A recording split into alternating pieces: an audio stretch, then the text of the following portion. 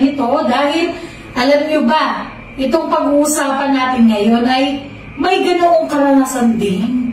Siya ay wala rin makita dahil siya ay totoong bulag.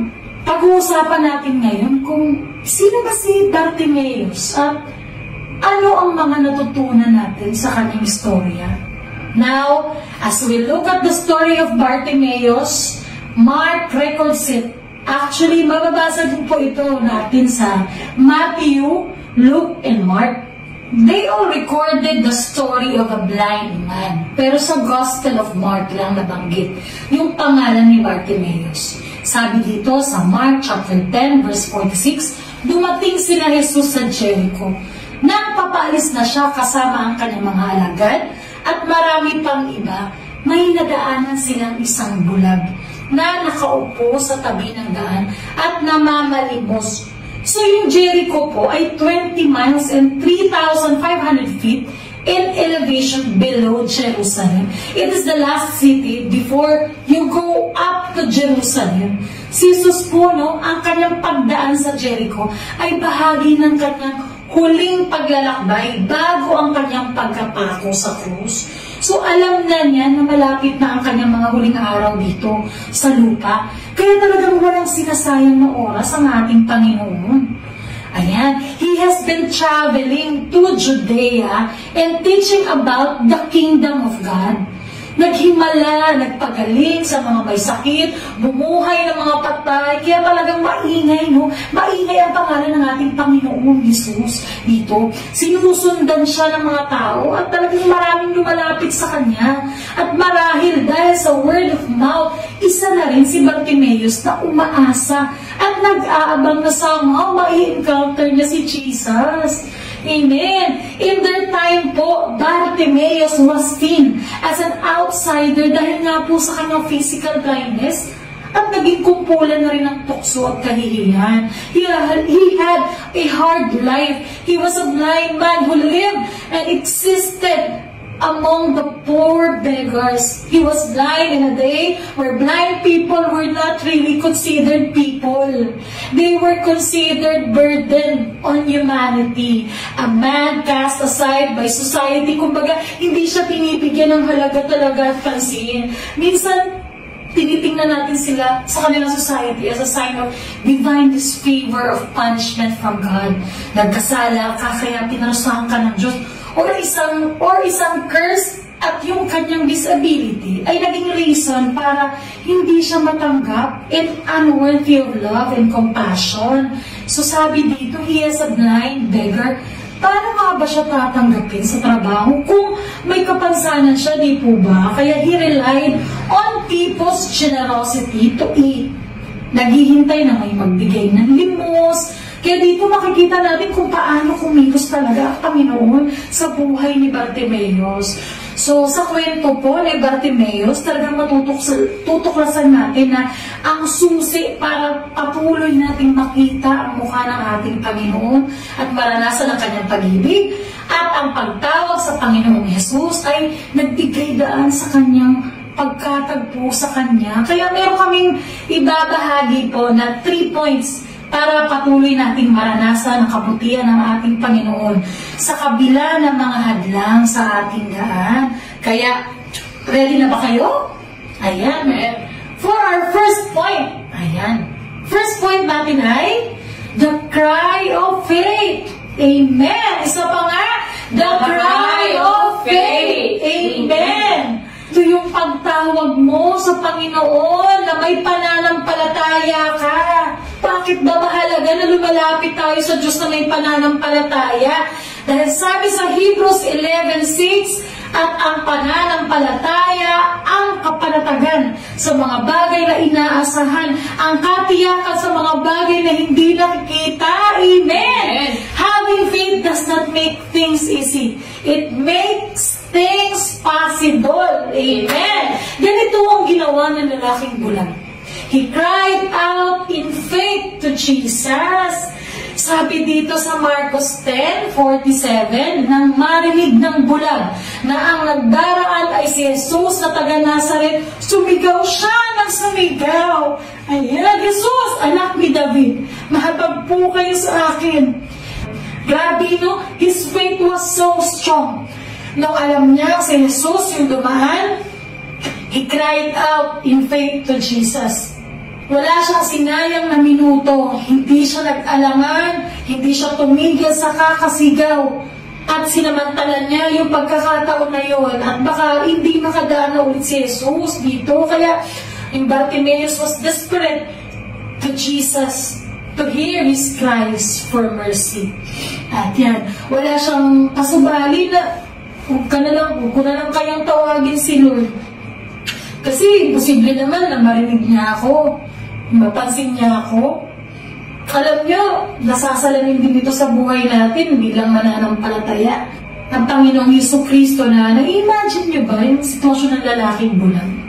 Diba, minsan kapag dumaranas tayo ng pagsubok, ay tila ba ang hirap-hirap tumawag sa Panginoon. Minsan, marami sa atin ang hindi na tumatawag sa Diyos kapag nakakaranas na ng pagsubok. Dahil siguro iniisip nila na hindi naman yata ako nadirinig ng Diyos. Kaya nawawalan na ng pag-asa. Kaya mas pinipili pang lumayo kaysa lumapit sa ating Panginoon. Minsan mas pinipili pang magmukmuk sa tabi, ayan, mag-self-pity. Hindi na ako mahal ni Lord. Niya sinasagot yung mga panalangin ko na parang bang madilim ang lahat na hindi na makita ang liwanag. Well, in fact, nasa liwanag na tayo, mga kapatid. At totoo naman na hindi talaga malayo ang Diyos kapag tumawag tayo. Napakalapit ng Diyos sa atin, mga kapatid. Hindi natin mararamdaman kasi hindi tayo nakatingin sa Kanya. Wala sa Kanya ang focus natin. Hindi naman tayo bulag physically, pero hindi natin makita si Lord. Kasi hindi naman nakatingin sa Kanya. Hindi naman interesado sa Kanya. Pero ang Diyos, He cares for you. Dahil, kagaya natin, tao din siya na nakaranas ng lungkot, bighati at umiyak. Kaya nadarama ng Diyos ang nadarama natin at malapit siya sa mga pusong nasaktan. Sabi nga sa Psalms chapter 34 verse 18, "The Lord is close to the brokenhearted and saves those who are crushed in spirits." Ang nais ng ating Panginoon ay magtiwala ka. Lumapit ka sa Kanya. Tumawag ka sa Panginoon. Dahil laging nariyan ng Diyos para pawiin ang lungkot mo. Siya ay puno-puno ng habag at awa. In Psalms 142 verse 1 to 2, naalala ko si David.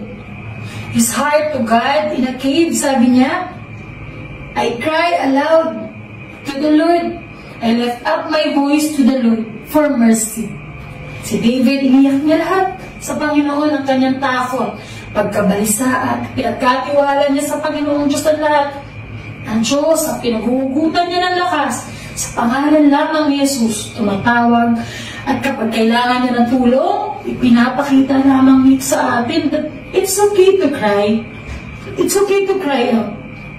Iiyak mo lang lahat kay Lord yan. Lahat ang pinagdadaanan mo. Si David nga, dito, siya ay hari, di ba? Pero nagpakumbaba pa rin siya na lumapit sa ating Panginoon. Kagaya din ng lalaking bulag. Nais din ng ating Panginoon na tawagin natin siya sa pagpapakumbaba with a pure, desperate faith. Because He is one call away. Amen. Sabi sa Psalms 145 verse 18 to 19, "The Lord is near to all who call on Him in truth." Amen. Gustong-gusto yun ng ating Panginoon. Ang tawagin natin siya. Dahil ibig na sabihin, kailangan mo siya. Na hindi mo kaya yung wala siya. The truth is, hindi ka naman niya itataboy dahil mahal na mahal ka ng ating Panginoon, kapatid. Kaya patuloy tayo na tumawag sa banal niyang pangalan. For we live by faith, not by sight. Kahit anong problema dumating man, patuloy natin siyang dakilain at purihin dahil siya ay maputi. Ang ganitong uri ng pananampalataya ay nagdadala ng pag-asa na ang Diyos ay laging handang makinig at tumugon. Ang mga mata ng Panginoon ay nasa mga matuwid at kanyang mga tenga ay nakikinig sa kanilang mga daig. In 1 Peter chapter 3 verse 12, tied out in faith to God. At sa ating mga manuals po, ang question number 1, so paano nagsimula ang kwento ni Bartimeus? Ang sabi po dyan, ayan, nagsimula ang kwento ni Bartimeus nung dumating si Jesus sa Jericho. So habang umaalis siya sa bayan kasama ang mga alagad at maraming tao, ay may nakita silang isang bulag na nakaupo sa tabi ng daan at nagmamalimos. Siya ay si Bartimeus, na anak ni Timeus. So, ayan, anang napadaan na si Jesus, sumigaw siya, at tinawag ito, Jesus, anak ni David, mahabag po kayo sa akin. At nang marinig siya ni Jesus, tinawag siya nito, pinalapit siya nito at napaluksong tumayo ang bulag. So bago pa maradaan ng Panginoong Jesus, nakaabang na ang bulag sa daraanan nito.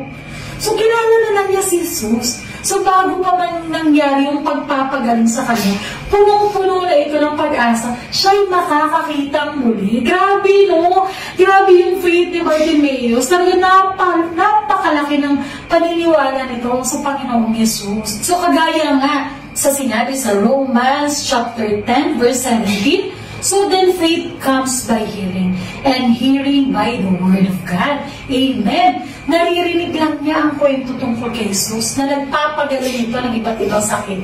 At siya nga ay naniwala. At ano naging sagot ng Panginoong Jesus? Nakakalis ka na, pinagaling ka na ng iyong pananampalataya. Amen. At noon din ay nakakita siyang muli. At noon din ay sinundan na rin niya ang ating Panginoong Jesus. Amen. Ayan, at ang ating question number 2 po. Anong mga pagsubok ang hinarap niya? So, paano niya hinarap ang mga pagsubok na ito? Ayan, bukod po sa pagiging bulag ni Bartimeus, ay kinaharap din niya ang pamamahiya dahil sa kanyang sitwasyon. So, nai-imagine ba natin kung anong pakiramdam na wala tayong makita? Hindi man, diba? So, bukod pa sa wala tayong makita at nasasaktan tayo sa mga naririnig natin sa ating paligid, limitado na ang ating mga galaw dahil sa ating pagiging bulag physically at lalo pa itong nalimitahan ng mga taong nakapaligid kay Bartimeus.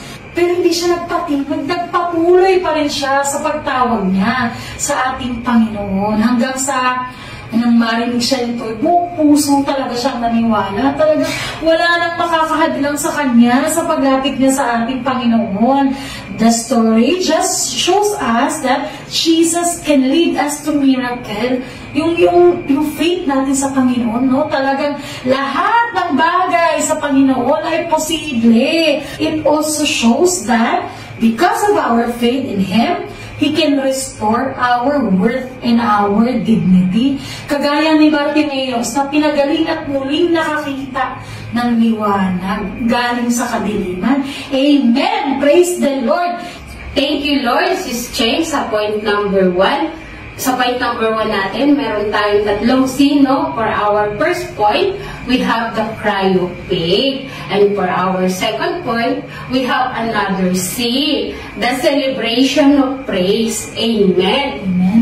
Sa buhay natin, paano ba natin isi-celebrate ang kabutihan ng Diyos sa atin?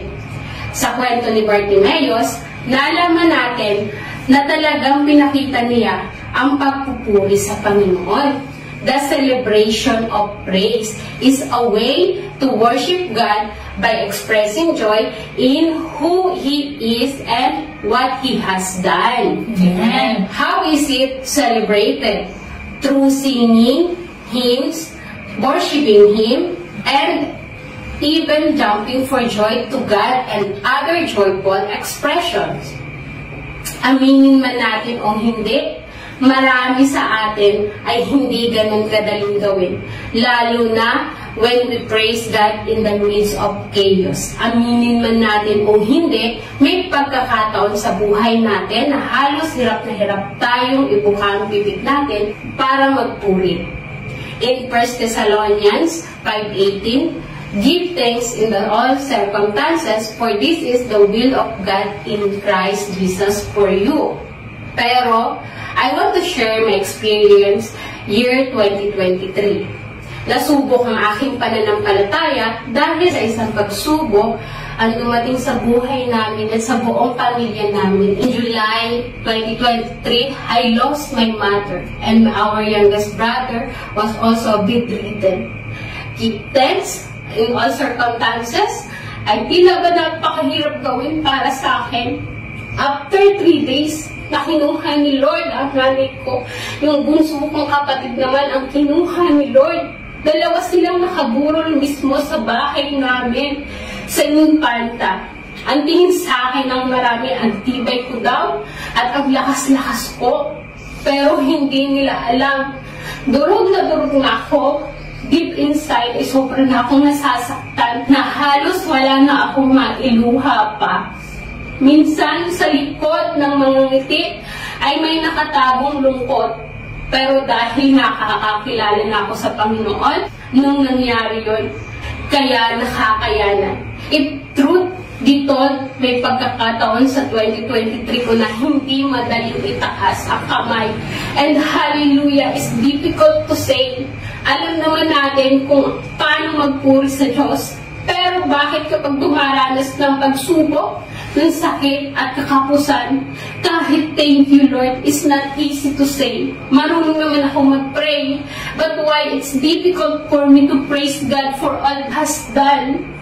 Bartimaeus' story remind us that despite his physical blindness, he chose to praise God, and it's not just about physical healing.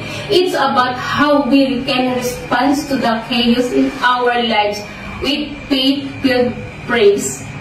Bartimaeus calling for God's help. Nakita natin dito yung faith ni Bartimaeus. Hindi limos ang hinihingi niya, kundi kagalingan. Pinapakita lang dito na sa kabila ng kanyang pinagdaraanan, hindi siya nawala ng pag-asa na marinig siya ng ating Panginoon. Isipin ninyo kung gaano kagulo ang paligid ni Bartimaeus. Just picture it. But he shouted all the more, Son of David, have mercy on me, with a desperate heart for God. His response teaches us that even when life feels out of control, we are called to lift up our voices in praise to God. This year of thriving, mga kapatid, bakit ka nga ba magpupuri sa Diyos? Sa kabila na nangyari sa akin, nawalan man kami ng dalawang mahal sa buhay na magkasunod, hindi hadlang yun para magpuri sa Diyos. Dapat kang pang magpuri sa Diyos. Why? Because God deserves all the praise, honor, and glory. Hindi dahil nasaktan tayo, oo, andun ang sakit. Pero kapag naiisip ko ang ginawa ni Lord sa krus, may sasakit pa ba sa pinagdaanan niya? We have to celebrate the Lord, hindi lang kapag piling mo lang mag-worship sa Kanya, kapag gusto mo lang, kapag masaya ang buhay, kapag sagana ka, I will praise you, Lord. No! May pagkain ka sa mesa, praise God. Kinakapos ka, praise Him because the Lord is my provider. Paano na lang kung sa emotions din nagbase ang ating Panginoon nung siya ay pinahirapan ng sobra. Nung siya ay sinaktan, dinuraan, nilatigo at binugbog. Paano kung nagreklamo din siya sa pinagawa ng Diyos Ama? Malilinis kaya tayo sa ating mga kasalanan? Hindi. Dahil kahit sa kabila ng paghihirap at matinding sakit na kanyang dinanas, hindi siya nagreklamo. Sa halip, pinili niyang sabihin, Your will be done. Pakitype nga kapatid, Your will be done. Your will be done. Praising God is not based on emotion but a decision. Praising God is not what He gave to you, but we are praising God who He is and for what He has done in our lives. Amen. Si Bartimaeus ay nagpakita ng halimbawa kung paano magpuri sa Panginoon kahit hindi pa siya nakakatanggap ng healing. Bulag pa siya, pero ang kanyang pananalig sa Diyos ay nagpapakita ng kanyang pagpupuri nung siya ay sumigaw para sa kagalingan. Dahil naniniwala siyang si Jesus ang kanyang healer. Type mo nga kapatid, Jesus is my healer. Amen. That He is also our provider. He is the source of everything. We just don't celebrate dahil nasagot na ang prayer request natin. We choose to celebrate kahit wala pang kasagutan, dahil alam natin kumikilos ang Diyos. Amen. And it's a decision that we make daily. Psalm 9 verse 2, I will be glad and rejoice in you. I will sing the praises of your name, O Most High. At alam niyo po, itong Book of Psalms is a collection of songs filled with praises to God. Basahin niyo po yan, mga kapatid, at matututuhan natin kung paano magkaroon ng puso ng pagsamba at puno ng pagpupuri, because the Bible commands us, all living creatures, to praise the Lord. Psalm 150 verse 6. Amen. Let everything that has breath praise the Lord. Praise the Lord. Wow, Lord, sino ako para hindi sumunod sa utos mo? Sino ako para hindi ka purihin? Sa lahat ng nasa lupa at langit will praise your name.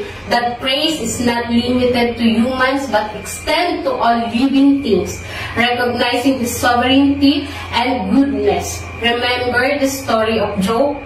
Nung lahat ay nawala sa kanya at maging ang kanyang asawa ay nagsalita ng masama laban sa kanya at sa Diyos. Job chapter 2 verse 9 to 10, sinabi ng kanyang asawa, mananatili ka pa bang matuwid?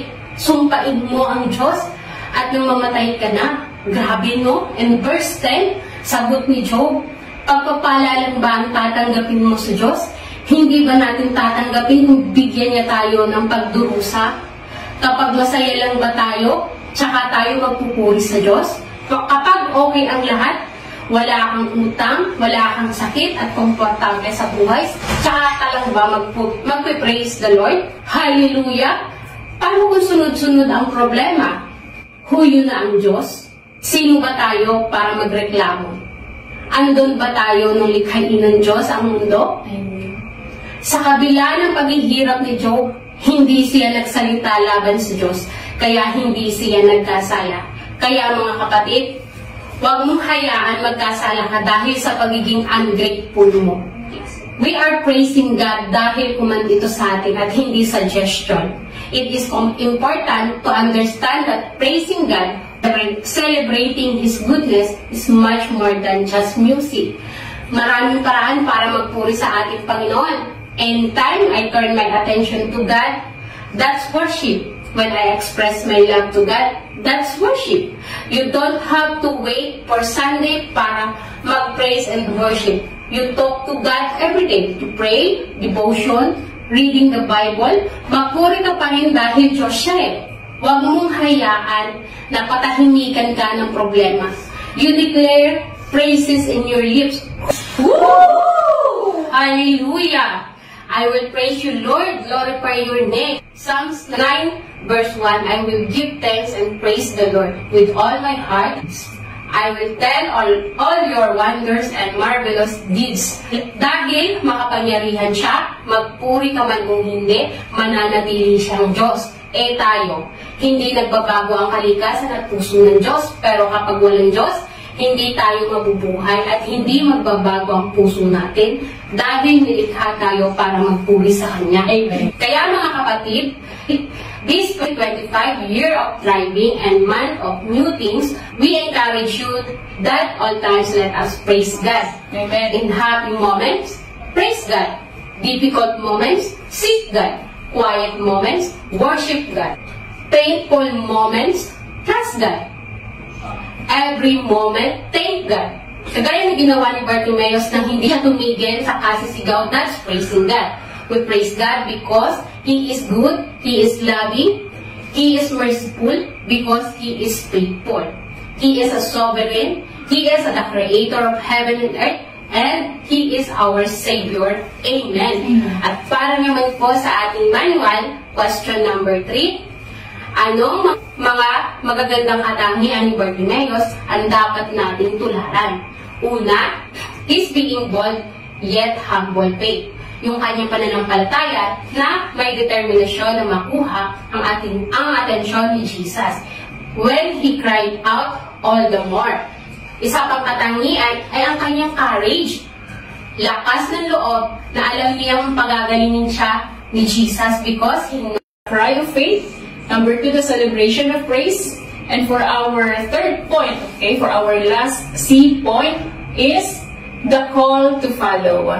The call to follow. Amen? Sino ba yung ipa-follow natin? No other than si Jesus. To follow Jesus Christ, for some, this may be quite a difficult decision to make. Hindi naman ako yung beggar na yun sa kwento na pinagaling ni Jesus. But to follow Christ is to surrender to Him the rights over our own lives. Oo, marahil, hindi nga ikaw yung beggar or ako yun. But the truth is all of us are beggars. Lahat tayo ay namamalimos. Di ba kapag may sakit tayo, namamalimos tayo ng kagalingan? Kapag malungkot tayo, namamalimos tayo ng kaligayahan. At kapag confused tayo, namamalimos, di ba, ng peace of mind or clarity, right? At yung iba, namamalimos ng pagmamahal sa maling tao, na kung bubuksan mo ang mata mo, makikita mo kung gaano makamahal ng Diyos. Dahil sa labis-labis nga ng pag-ibig niya sa iyo, binuwis niya ang kanyang buhay sa krus. Ang istorya ni Bartimeus ay nagpapaalala sa atin kung tunay nga natin na-encounter ang ating Panginoong Jesucristo, yun ang magbibigay sa atin ng apoy para i-desire nating sumunod sa Kanya ng buong puso. Amen? Amen. Let's read in Mark chapter 10, verse 49. Jesus stopped. Tumigil si Jesus at kanyang sinabi, dalhin niyo siya rito at tinawag na nila ang bulaga. Lakasan mo ang iyong loob. Tumayo ka. Ipinatatawag ka ni Jesus. And in verse 50, inihagis niya ang kanyang balabal at paluksong tumayo at lumapit kay Jesus. Sa ibang version, tinapon niya ang kanyang balabal. Tinapon ni Bartimeus ang kanyang balabal. And what is so significant about that? Yung cloak or balabal na nagsisilbing proteksyon sa kanyang panlilimos, umulan man o umaraw, itinapon niya. Ibig lang sabihin nito na handang iwanan ni Bartimeus ang bagay na nagbibigay proteksyon at comfort sa kanyang panlilimos at handa siyang sumunod sa ating Panginoong Jesucristo. Wow! What a faith! Yun bang balabal na nagre-represent ng kanyang pagkabulag at pamamalimos? Throwing his cloak aside symbolizes genuine faith which abandons all na kaya ng iwan ang lahat just to follow Jesus Christ. Umalis si Bartimeus sa comfort zone niya. Ikaw kapatid, kaya mo bang iwanan ang lahat upang sumunod sa ating Panginoong Jesucristo? Kaya mo bang iwan ang comfort zone mo and take a leap of faith? Kaya minsan, dahil ayaw mo umalis sa comfort zone mo, kaya hindi ka na rin lumalago. Nasa akin na naman ang lahat eh. May masaya naman akong pamilya, may maganda naman akong buhay, may savings naman ako, nakakapag-travel naman ako kung saan-saan. Siguro okay na ako dito. Hindi ko na kailangan mamalimos pa. Minsan ba naisip niyo yun? We pray, kapatid, tonight, God is going to open up your eyes for you to see the internal perspective that God wants you to see. Dahil hindi ka tinawag ng Diyos para mag-enjoy lang sa buhay. God has a purpose for your life, regardless of your background. Dahil sabi sa Matthew chapter 16, verse 24, whoever wants to be my disciple must deny themselves and take up their cross and follow me. Alam naman natin ang simbolo ng cross. In Jesus' day, it represented a torturous death. But 2,000 years later, we view the cross as a cherished symbol of atonement, forgiveness, grace, and love. When Jesus cared and died on the cross for our sins. Deny themselves means you deny your flesh, you deny your own self, you deny your own ambitions, you deny your own will and selfish desires. Hindi kagaya sa ginawa ni Pedro, sino nakaalala dito yung disciple ni Jesus. Pero nung dumating ang pag-uusig, dininay niya ang ating Panginoon ng 3 beses. Susunod ka lang ba kay Jesus dahil convenient? Kapag nahihirapan na, ibababa mo na ba ulit yung krus mo? To follow Jesus, hindi lang sa pamamagitan ng salita, kundi makikita ito sa ating mga gawa. Sumunod ka pa rin kahit mahirap ang daan, kapatid, dahil Diyos na siyang tumawag sa atin ay may layunin para sa atin. Minsan, hindi mo lang nakita ang purpose ni Lord sa iyo. You know why? Because you are blind. That's why you cannot see it. Balik tayo kay Bartimeus, mga kapatid. Yung paghagis niya ng balabal, tinapon niya ito, ay tanda ng pag-iwan sa dati niyang buhay at magyakap sa bagong buhay kasama ang ating Panginoong Kristo. Di ba nung nakipag-isa na tayo sa ating Panginoon, bagong nilalang na rin tayo, patay na ang dati nating pagkatao. Let's read in verse 51 to 52. Jesus asked Bartimaeus, Nako, napakaganda nito mga kapatid, no? What do you want me to do for you? Sabi ni Jesus, what do you want me to do for you? The blind man said, Master, I want to see. I want to see again. Alam niyo mga kapatid, alam naman talaga ni Jesus ang kailangan niya. Dahil Diyos siya, at bago pa man natin hingiin o sabihin ang mga pangangailangan o panalangin natin, alam na yan ang ating Panginoon. Alam na ni Lord yung mga pangangailangan natin. Pero bakit tinanong pa rin siya ni Jesus? Naalala niyo ba? Jesus also asked the same question to His disciples, yung kay James at kay John. Mapapasa din natin to sa banda, unahan lang, no? Mark chapter 10, verse 36 to 45. So lumapit po dito sila kay Jesus, yung dalawang disciples na yun. At sabi nila, tinanong sila ni Jesus, anong nais nyo? Same din sa question ni kay Bartimaeus. Sumagot sila, sana po ay makakasama kami sa inyong karangalan at maupo ang isa sa kanan at isa sa kaliwa. As we can see mga kapatid, yung request ng mga disciples, ano ba mapapansin natin? Honor and glory. They wanted to exalt themselves. Diba? And that Jesus was meant to teach James and John that power comes from serving others. Ang sino man sa inyo na nais maging dakila ay dapat maging lingkod. For the Son of Man came not to be served, but to serve others and give life as a ransom for many. At nung tinanong ni Jesus si Bartimaeus, di ba, the same question din, what do you want me to do for you? Sabi niya, I want to see, Master. Di ba? Sabi niya, gusto ko makita muli. His faith was better, smarter, smoother, or more sincere than James and John's faith. And yet Bartimaeus' request was granted, while James and John's was not. At siguro na nagtanong din si Jesus kay Bartimaeus, anong gusto mong gawin ko sa'yo? Pwede naman siguro sabihin ni Jesus na, you don't deserve it, kasi hindi ka naman lagi nag-church. You don't deserve it, kasi hindi ka naman nagpipray. Hindi ka nagbabasa ng Bible mo guilty ka ba dyan, kapatid? Hindi. At pwede naman sabihin yun ni Jesus, di ba? Pero bakit? That's the beauty of God's grace. We don't deserve it, but He gives it anyway. At ang nakaka-amaze dito mga kapatid kay Bartimaeus, yung kanyang persistent prayer and desperate heart na kuhain ng atensyon ng ating Panginoon. Pinapakita dito sa ating prayer life na huwag tayong tumigil, humingi, humanap at kumatok sa ating Panginoon. Ito ay nagpapakita ng malalim na pananalig na nadirinig tayo ng ating Panginoon at sasagot siya sa ating mga panalangin. Sabi sa Matthew chapter 7, verse 7 to 8, sapagkat ang bawat humihingi at tatanggap, ang bawat humahanap ay makakatampo, at ang bawat kumakatok ay pagbubuksan. Amen? And what amazed me more is that Bartimaeus, nung tinawag siya ni Jesus, what do you want me to do for you? What do you want me to do? Alam niyo mga kapatid, hindi siya humingi ng food, or money, or clothes. Amen? But his faith was bigger than that. Anong hiniling niya? He asked Jesus to restore his sight. Amen. Amen. In verse 52, Jesus said, Go, your faith has healed you. Immediately, he received his sight and followed Jesus along the road. When Jesus said, Your faith has healed you, there was something deeper happening here beyond a physical healing. Jesus was saying, Your faith in me has saved you, has rescued you. Pinaalala lang dito mga kapatid na kung gusto mo mabago ang buhay mo kagaya ni Bartimaeus, lumapit ka sa Diyos. Kung gusto mo ng blessing, lumapit ka sa source of blessing. Kung gusto mo gumaling, lumapit ka sa healer na walang iba kundi ang ating Panginoong Jesucristo. Alam niya, He's more than that. Iniwan niya ang dati niyang buhay na puno ng pangungutya, rejection, walang purpose, walang direksyon yung buhay niya. Hindi siya pinapahalagahan. Hindi siya welcome society.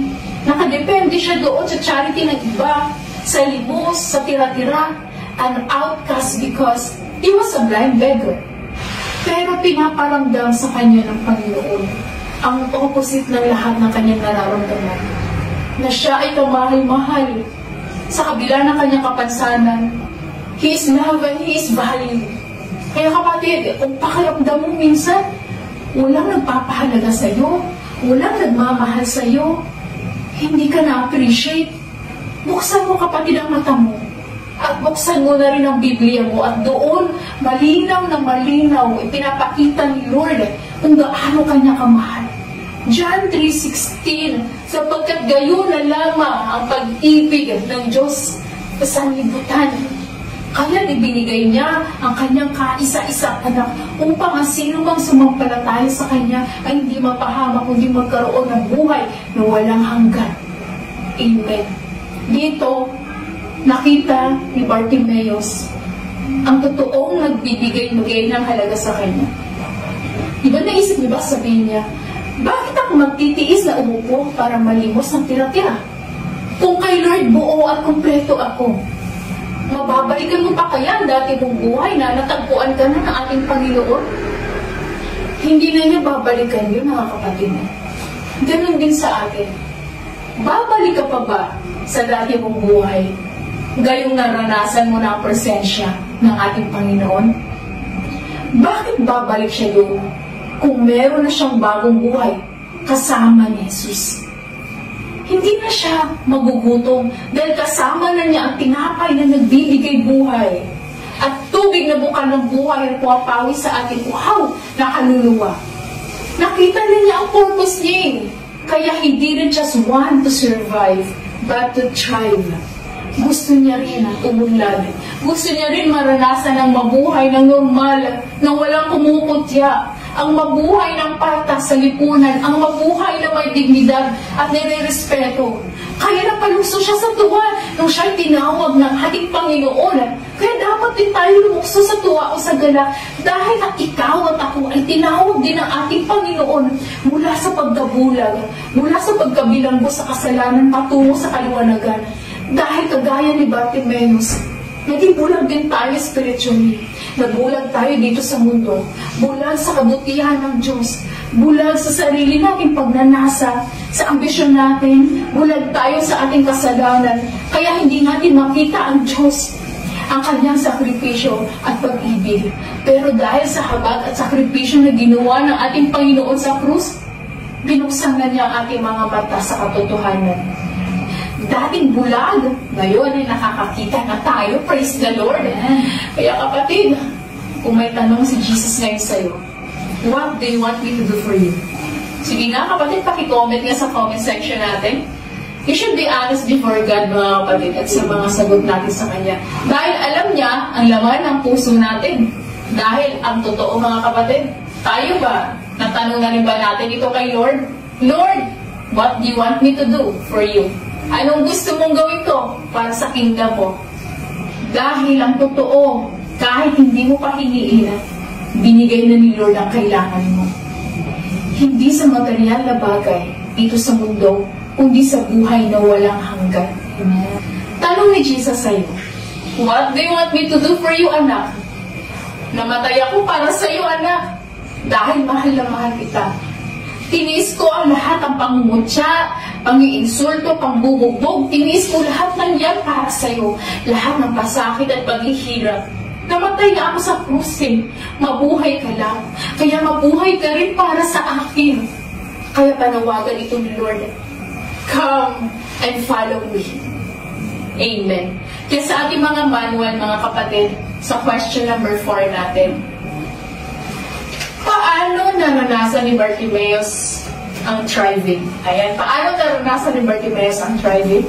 Ang thriving dito ay hindi lang siya basta physically pinagaling ni Jesus, but also Jesus restores that work, that even restore his blindness spiritually. At pinalaya rin siya ng ating Panginoon sa pagkabulag, sa kasalanan, sa kahihiyan, by giving the dignity to name his desire. Bartimaeus is given freedom, agency, and power to choose. So he chose to follow Jesus. And now he's not begging anymore, but now he's now working in the kingdom of God as one of his disciples. Amen? At sa question number 5 naman natin, mga kapatid, anong mga susi ang iyong natuklasan para maranasan ang pag-unlad ngayong taon? Ayan. May mga sagot na ba tayo, mga kapatid?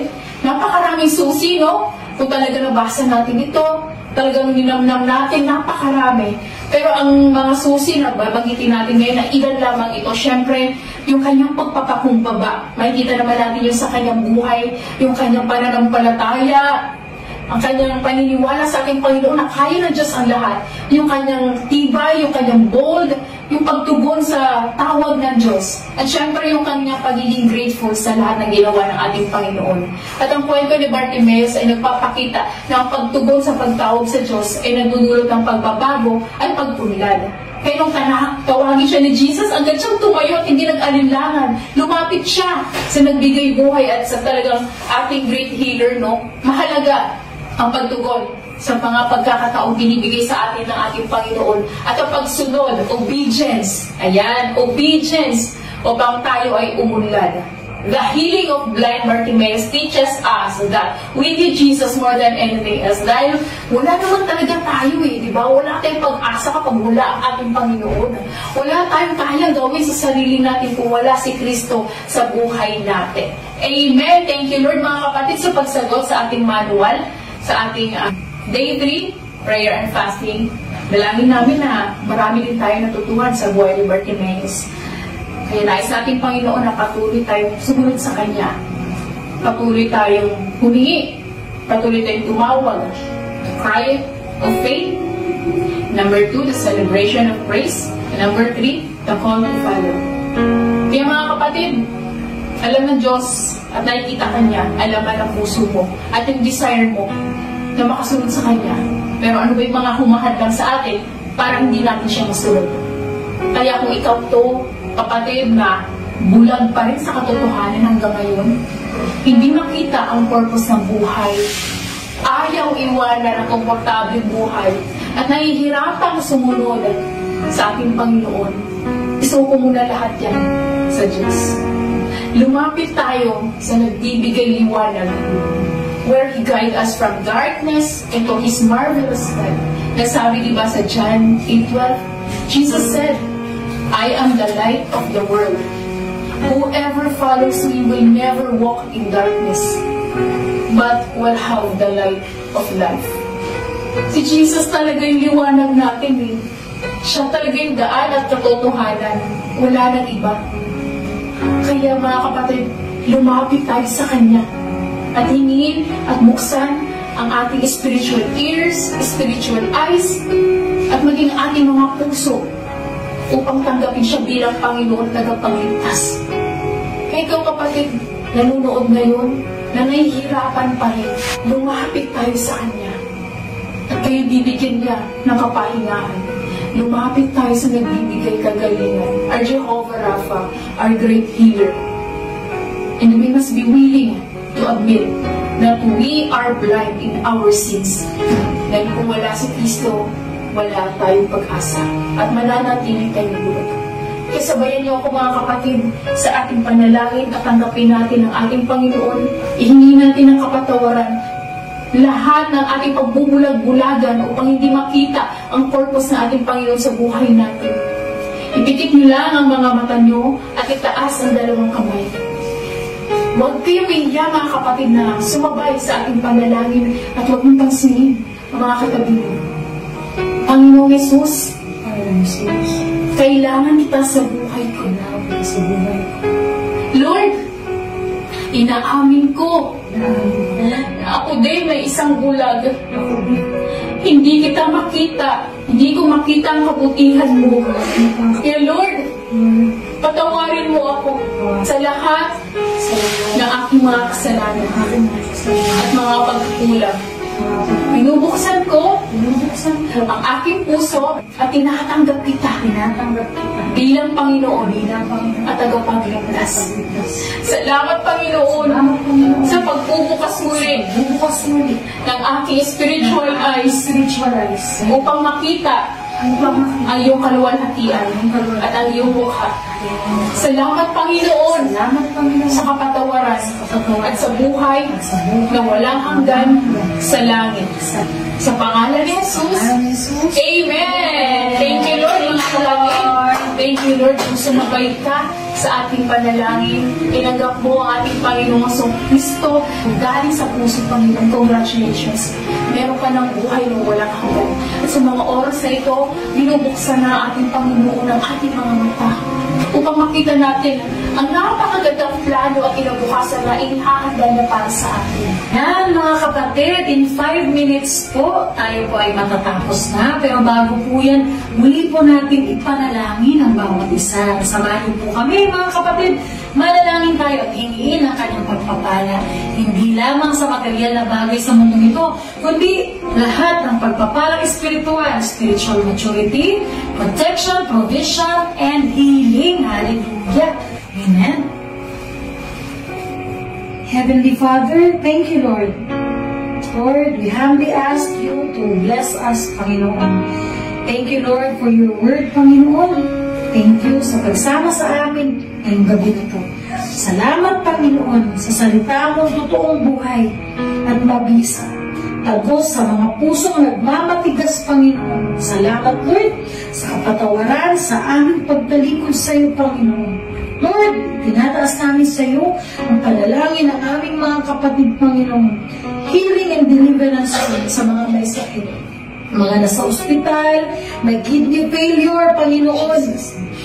Dadaanan ng operasyon, Panginoon. We pray, Lord, for your provision and healing, Panginoon. Healing power, Lord, sa mga kapatid namin, Panginoon, na nasa ICU, Lord. Ipadala mo na nga po, Panginoon, sa kanilang kagalingan, Lord. Mula ulo hanggang paa, hanggang talampakan, Panginoon. We declare healing. By the power of your Holy Spirit, we are healed, Panginoon. Amen. At Lord, sa mga kapatid namin, Lord, na nawala ng mahal sa buhay, Panginoon, padala mo, Lord, Panginoon, ang comfort during these difficult times. Maging sa mga kapatid namin lumayo ng lamig at nangihina, Panginoon. Ilahin mo sila, Lord, pabalik sa iyo. Yes, Lord. This year of thriving, Panginoon, kami ay lalago, sasagana, Lord. Magkakaroon ng maraming bunga, Panginoon, dahil sa aming pananampalataya sa Panginoon. Lord, panumbalikin mo nga po, Panginoon, lahat na maglingkod sa iyo, Lord. Ganon din, Lord, sa mga kapatid namin na nasa abroad, Lord. Mga nag-aayos ng papeles, Lord, mga provide, Lord, sa lahat ng gastusin. Ganon din, Lord, provision, Lord, sa mga pinapatapos, Panginoon, sa kanilang pag-aaral, Panginoon. Ganon din, Lord, sa pagpapatapos, Lord, ng aming sanctuary sa Andrea, Panginoon. Jesus, we also pray, Lord, for your protection, Panginoon, sa mga lingkod mo, Panginoon. Lord, give us the joy and the patience, Panginoon, sa aming pag-serve, Panginoon. Tuloy namin itinataas sa iyo, Panginoon. Again, Lord, we declare all this, Panginoon, ngayong year of thriving, we will all thrive. In Jesus' name we pray. Amen. Amen. Amen. Thank you, Lord. And thank you, Lord, mga kapatid, for joining us tonight sa ating day 3 of prayer and fasting. Ayan, at kung sumabay kayo kanina sa ating panalangin, ang good news ay, meron na kayong buhay na walang hanggan sa langit. Amen. Thank you, Lord. At sabay-sabay natin ideklara, I am child of the Most High God. I am blessed. I am full of wisdom, full of power, full of potential. I can do all things. I will overcome. I have a great destiny in Christ. I believe it. I receive it. In Jesus' name, amen. Power is in you, Messiah. the Lord of Lords and the King of all kings. Amen. Ngayong 2025, sama-sama tayo umaas na maniwala na kikilos ang makapangyarihang kamay ng Diyos sa ating mga buhay upang tayo'y gawing mabunga, matatag, masagana, at mamulat sa kanyang kapangyarihan. Tayo ay palalakasin, pagagalingin, palayain, pagtagumpayin, at pasaganahin. Let us believe and pray, not just to survive, but to thrive. Declare and pray for thriving. Thank you for joining us tonight. Guys, sa ating Panginoon ay bahagi ang kanyang pag-ibig at ang kanyang salita. Keep shining brightly for Jesus! See you, Lord!